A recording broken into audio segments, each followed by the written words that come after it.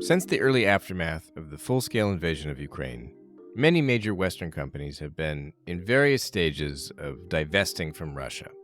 The withdrawal that probably generated the most headlines and resonated best with ordinary folks was when McDonald's left. The quintessential American fast food chain symbolized the arrival of capitalism when it famously opened shop in Moscow's Pushkin Square in 1990. When it left last year, after the invasion, it was replaced by an awkwardly named copycat business called Tasty and That's It, Vkusnaya Tochka, which generated another round of amusement. Nearly a year and a half later into the war, we've entered a new phase of business relations in Russia as the Kremlin has started nationalizing foreign companies' Russian assets. Earlier this week, President Putin placed the Russian subsidiaries of French yogurt maker Danone and Danish brewer Carlsberg under the Russian state's temporary management, effectively seizing these businesses. The Federal Property Management Agency has already entrusted Danone Russia's CEO position to Ramzan Kadyrov's nephew. So let's talk about Russia's nationalization of foreign companies' assets and how the sanctions competition between Moscow and the West has evolved. Welcome to the Naked Pravda.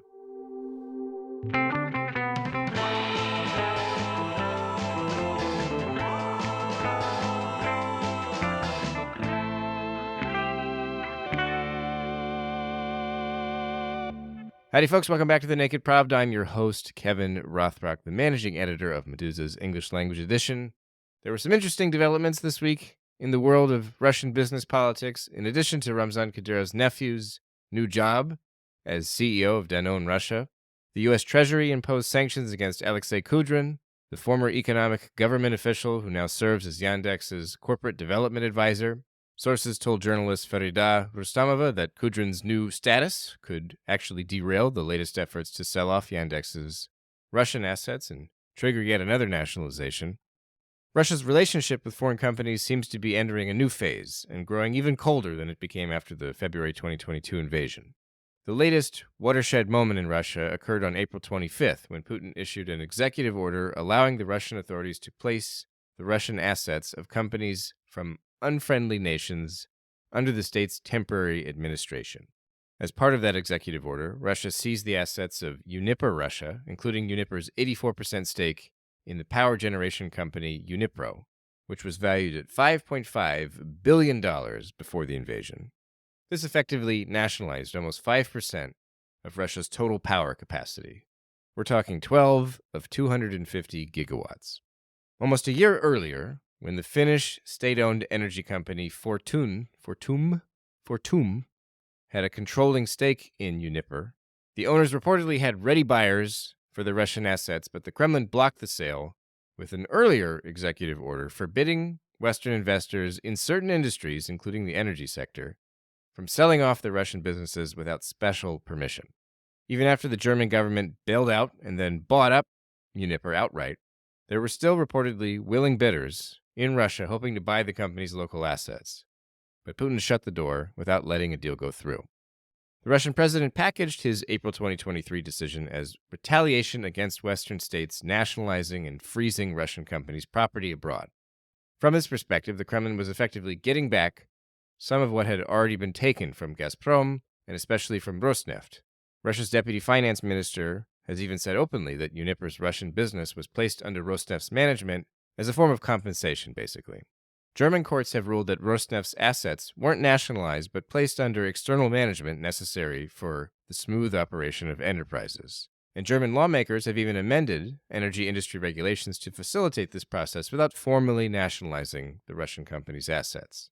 Now, when Putin did his version of this to a state-owned German company, it seemed like he was sparing private foreign companies, probably to protect Russia's own private companies with assets in the West.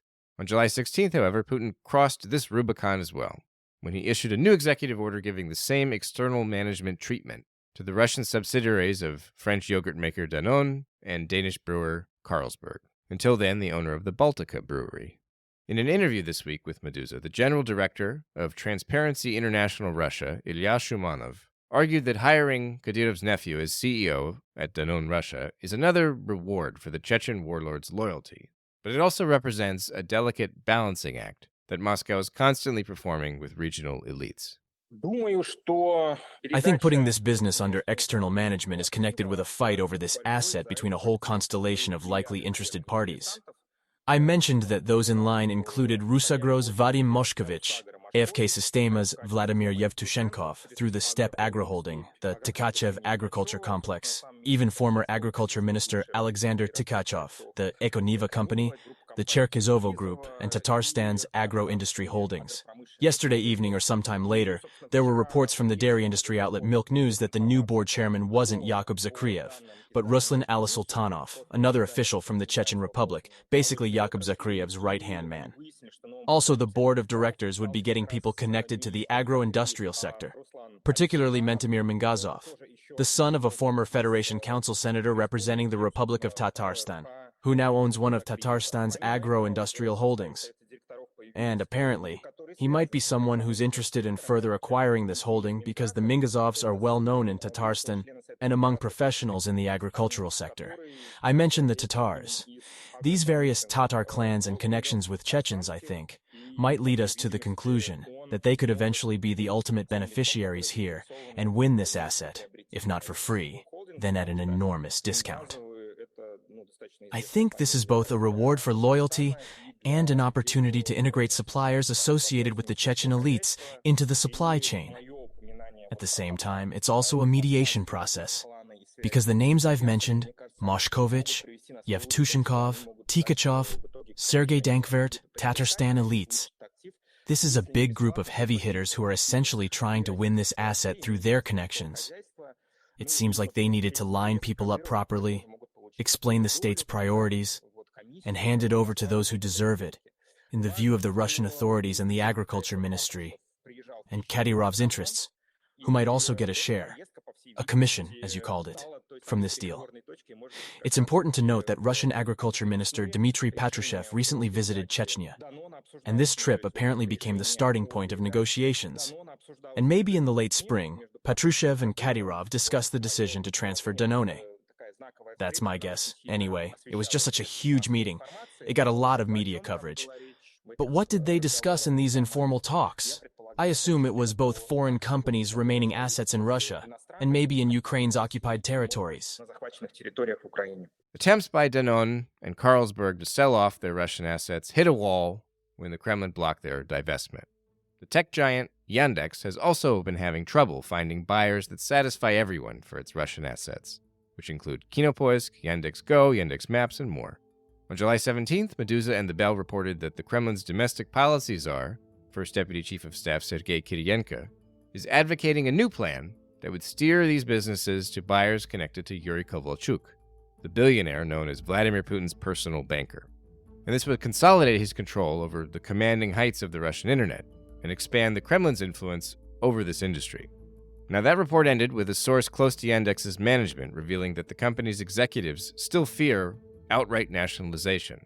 And hours before I recorded these exact words, the U.S. Treasury hit Yandex corporate development advisor Alexei Kudrin, remember him, with economic sanctions, potentially threatening Yandex's sale in Russia, where the company's foreign board of directors has refused to do business with sanctioned individuals.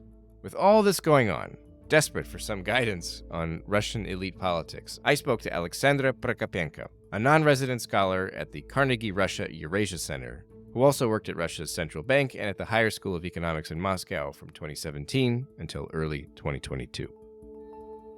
Has the war made Russian businessmen and big business in Russia, has it made them richer? Has this been good for business? Actually, no. A year and a half after this unprovoked and full-scale invasion, we can identify the certain groups of war beneficiaries, and that's definitely military industry complex and businesses which are related to military industry complex, like textile enterprises who are doing uniform, they are contractors, and so and so and so. But the rest of the business, I wouldn't say that they are enjoying the new way of living. But they didn't lost a lot because of the exchange rate. So I wouldn't say that their losses during last year in terms of money were significant. But in terms of so-called transactional costs, they were. We know that there are a couple of industries which are experiencing very tough times, like automotive industry and the lumber industry. They faced a real crisis because their market was in Europe and it was closed. But for the rest, I mean, the losses was not so significant in terms of money, but great in terms of transactional costs. Because for companies, they need to find new customers in Asian markets. They need to rebuild these supply chains. They need to adjust their goods, their products to the new customers. So that's not easy, actually. And usually it takes not only time, but also some investments. That was also a reason why the figures on investments for the last year for Russia wasn't so bad. How does the Kremlin actually control Russian oligarchs and big business? Like sometimes we talk about these big business people like they own and control these large assets, and other times they're described just as sort of placeholders. How much top-down control do you think there is? I think, well, basically, what we observed in recent years that Putin can simply call any owner of a large bunch of assets and asks for something. And we can see his phone list surrounding him on the annual Putin's meeting with businesses, which usually took place in December in Kremlin. Not all of them, but most part of them were on this meeting with the business on the day of the invasion. So there are different kinds of controls. First, which is really important, Putin directly calls to businessmen and asks them for a different kind of favors. This could be something like, I don't know, he can ask to build a theater or to put some money on some project with cultural or some sort of public value, or more often sports objects, sports venues. But there are also other different ways to regulate this. Putin can give direct orders to the prime minister or to deputy prime ministers that some part of assets should belong to some certain people, like they call it in Russia, themes or topic. So there are some people who are control something like digital marks for goods or digitalization in utilities or something like this. So, and Putin directly says, okay, here is the oligarch who will control this and who will get benefits from this. If someone is disagree, there is, as far as I remember, there is no arguing point. So all these argues are behind the scenes and managed in the government offices.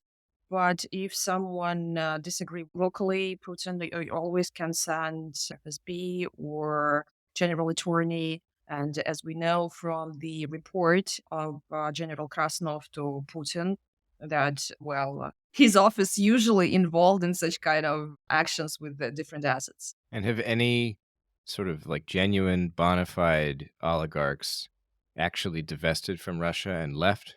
Like who's the most prominent, rich, or powerful business person to have left since the February 2022 invasion? I would say Mikhail Friedman. Of course, he tried to whitewash himself. Yeah. But if we pick up the recent lists of attendees of meetings with Putin, Friedman always been there. Well, who else? Piotr Aven, who was in Russia and now who is in London, as we know, locked in his mansion without any money to pay To pay the cleaners. to pay the cleaners, right? So who else? I wouldn't say that Oleg Tinkov was influential, but he was definitely rich. So has there been a pretty, like there's been group solidarity among the rich oligarchs of, or like the business elite in Russia has for the most part sort of stuck around? And is that what you're saying, or? No. I'm just saying the names of people. Yeah. But do you think generally as sort of a political class or an economic class, Wouldn't have they say held? no. I think it's single persons who left Russia, and there are several of people we don't know where they are. I mean, like Right. Mikhail Prokhorov. Yeah, there are a few Yeah. people who have left. We don't know where they are, but Yeah, who are somewhere. the ones who have stayed, is that most of them? Like, Most of them have stayed, and for most of them now being in Russia, in terms of assets, it's safer than to be Sure. anywhere else. I Right. mean, of course, they invented this word toxic to dollar and euro or to Western compliance system, Western financial system. But, well, in Russia, their assets for now, at least, they're safe even from Siloviks, because no one will go there and no one will ask them to share with their money because of the situation, because otherwise they will all go to cash, I think. Mhm. And that's what we actually see. I mean, the closest to Putin's allies, Rottenbergs, now selling their assets. Not for cheap, but during last year, I think they sold almost everything they had. So now they're in cash, and I don't have answer. Why do they need so much cash? They sold everything they had in Russia or in the West or everywhere? In Russia, I think so. In the West, they hold different kind of assets via some fronts, via officers, via their representatives. But in Russia, they sold the bank, they sold some construction assets. I don't know why. What about the Western companies that have left Russia? Has there been a big fight for those assets? Is that a big opportunity for Russian business people and big business just to gobble those up at a cheap price, or even to get them through like maybe nationalization, if that ever? Of course, I think it's a good opportunity for them to at least get some modern equipment, because the value of a Western company wasn't only in some sort of hard assets like equipment or construction lines or something like this, but it also on management culture, on technology, the way how to manage the enterprise. So these two options were gone, were removed. But I think that Russian businesses, as Russian top bureaucrats, first days, first months after the war, they were quite sure that Western businesses are not withdrawing forever. So there were some sort of, as far as I know, there were kind of talks that please hold this for a while and then we come back. Mhm. And unfortunately, this statistics isn't publishing, but I heard that most part of companies left with 3 years option to come back. And that's still in play? And that's still in place. There should be two kind of explanations. The first one that they really expect to come back. But the second can be financial, that this kind of option doesn't ruining the balance sheet of the holding. It's Mhm. also a problem for balance sheets. I mean, if you previously had big investments to Russia and now you're facing larger write-offs, it's ruining your balance sheet. And because you're a public company, it's lowering your capitalization. So that might be very uncomfortable for Western CEOs. China is obviously part of the conversation when talking about where Russia has had to turn for a lot of its trade and so on, and imports and exports. Has there been any competition between Russian businesses and Chinese business interests who are sort of trying to either move into the markets that the Western companies have left, or trying to move and see and acquire some of the assets that they've abandoned? Like, is there any competition there, or that's not really a phenomenon? I don't think that there is a competition there. So China knows how to play the role of the global market of supplier of different kind of goods, and they are enjoying this position. And now they are providing more than a third of the whole imports to Russia. It's close to the 40% of all imports which Russia gets goes from China, and China is enjoying this, and they are not going to Russian markets directly. So they are not interested, as far as I know, to get shares in Russian enterprises. And obviously, because they see what Russia now do with Western companies. So I can hardly believe that one day Putin will go with the war to China. But for investor, it doesn't matter from the West you are or from the East. The rules should be equal to everyone. And Chinese investors are very careful to this. Mhm. So I don't think that there is a competition. So China is enjoying its position of new market for Russian companies and a new market for Chinese goods. And for Chinese companies, not from the first row, like Huawei, who are, as far as I know, closing its operations to Russia, but Chinese companies from the second row or third row, or even companies who were established directly for the trade with Cuba or with Iran. So basically, the rest of the world doesn't know even these names. This actually brings me to the last question I have. Has declining transparency, both with Russian economic data, Russian trade data, with just whatever we know about business operations generally happening in Russia, has this led to a growth in either the gray or the black economies inside Russia? Or like, is the expert sort of awareness of what's happening in the Russian economy, what's the state of it right now? Would you say like you're pretty confident that experts can estimate and measure what's happening, or is the picture really kind of unclear? As an expert, I can say we have still plenty of data to make our own opinion what's happening with the Russian economy independently. And of course, there are lots of different voices who wants to say that all statistics or all data which comes from Russia are fake, but it's simply not true. Of course, it's much more complicated to do forecasting because very important parts of Russian statistics, like oil output now, is classified, or some detailed statistics from export and import operations are classified. But there are still lots of alternative sources, and for expertise, we trained a lot analyzing China. And now we're simply using these tools to analyze Russia. For instance, there is some data on pollution which shows that Russian military industry complex works, I mean, 3 shifts, 4 shifts, and like it looks like that they are prepared to the wars because they raised their inputs in 2021, and that wasn't simply the growth after the pandemic. So it's much more complicated, but it's not the problem. The problem is that Russian economy is non-sustainable in the long term. And what we see now, I would call like canes in the boots, because the way how Russian state redistribute money shifted towards military industry complex and its beneficiaries, not only in terms of contracts, but also the groups of people like those who get social payments in poor regions and families of soldiers and so on. So, and all this created a bunch of war beneficiaries. And on them right now, the Russian GDP is lay on, which is odd, to be honest. Kind of, it seems like Soviet in many ways, I suppose. It seems like Soviet like anyway, yeah. And we all know how Soviets now. Yeah.